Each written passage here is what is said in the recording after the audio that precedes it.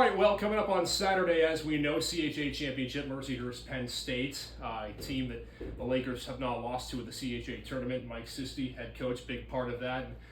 Coach, first and foremost, I think if there's a lot of positive momentum going into this weekend, all you got to do is look back to your winning in Syracuse on Friday and Saturday, two dominating performances. You scored a bunch of goals. What's working for the offense here? Is there anything not working at this point? Well, I'm really proud of our team. We've come a long way. We're a young team, and we've battled all season. We're playing our best hockey when it matters most. So, we've made a lot of improvements, and we're obviously feeling good about ourselves because we've been on a nice win streak. So, I'm proud of how hard the girls are working and how they're playing. All four of your lines have been successful, but your top six in particular, you've rotated those six throughout the season. And you look at from 1 to 6, Lillian Perot, Vanessa Upson, they each had 4 goals in that series against Syracuse.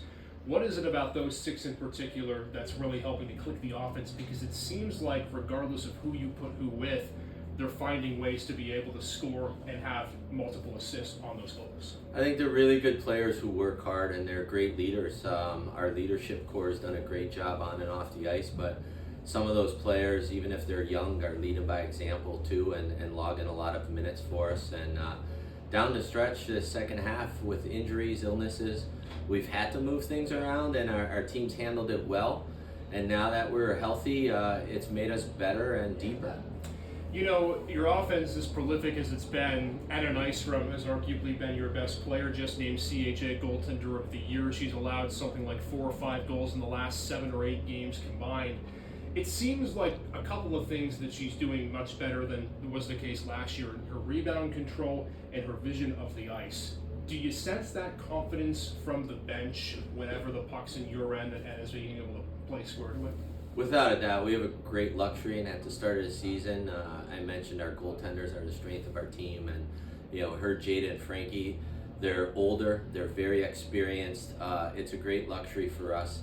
Jada also has had a wonderful season, but Anna moves the puck so well back there. She's like a third defenseman, and that helps our team tremendously. And she's certainly confident in a seasoned goalie that technically right now is as sound as she's been, so it's obviously comforting for us. Let's move on to Penn State on Saturday. It's a best of 1. There is no series. You win or you lose, and that's the case for the championship. I asked Vanessa and Anna this, and we'll get to their segment a little bit later in the Critical Eye, but it's such a different atmosphere when it's a 1-game series, right? And you come in as the visitor, as the quote-unquote underdog for this game. Do you like the idea of a 1-game playoff? Would you rather have a series? How do you assess that as a head coach after having to play a best of 3 against Syracuse? Well, it's great to be playing right now. There's a lot of teams who packed up their gear, and we love playing for championships. That's why we recruit kids here. We tell them, if we're not winning championships, honestly, we're not satisfied. So we've earned our right to be in this game, and especially as the underdog, it's awesome. Penn State's got to be feeling pressure. If they lose, they're finally hosting.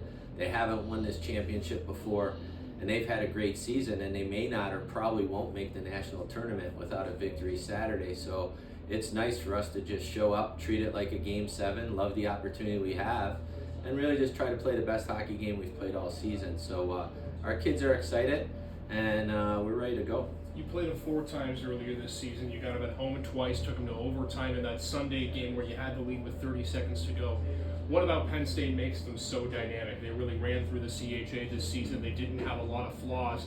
What are the things that make them very good that are going to be tough for you guys to play against and that you saw from them in the first 4 games? Well, they're highly talented, and obviously you look at the CHA awards, they're all over the first team, and they got some potential Olympians on their team, and obviously they stand out every time you play them. So as a team, they're really good, they're really deep, but they have some high-end players that can control a game, and we've played them tough, we've played them well.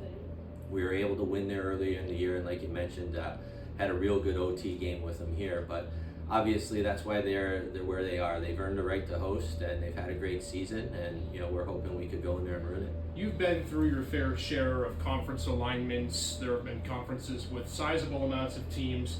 Now you're in the CHA with 5. When you have that intimacy where you're only playing 4 conference squads each and every single year, Does that help to get an even better game plan, or at least assess where your team is against a certain squad, knowing that you've played them more than maybe once or twice in a season?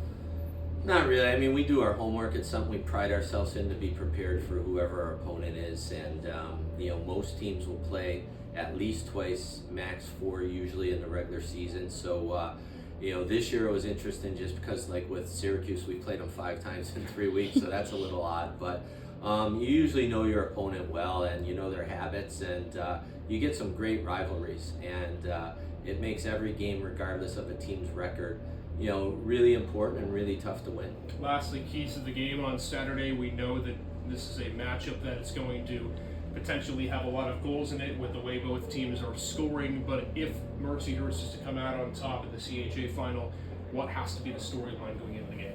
Well, we have to hold those great players in check. We respect them very much, and if we could hold them in check and obviously keep playing the way we're playing, I like our chances. Our team's really excited. They're full of confidence, and they worked extremely hard. One thing of all the teams I've had some great teams here. This may be one of the hardest working teams we've ever had, and that's saying something. So, given that, I certainly like our chances. Should be fun on Saturday. Good luck. Enjoy the trip on Thursday, and hopefully you can bring back some hardware when you get back to Mercyhurst. Awesome. Thank you. Appreciate it. Mercyhurst head coach Mike Sisti, his team ready for the CHA final against Penn State on Saturday. Winner take all at Big Blue Ice Arena.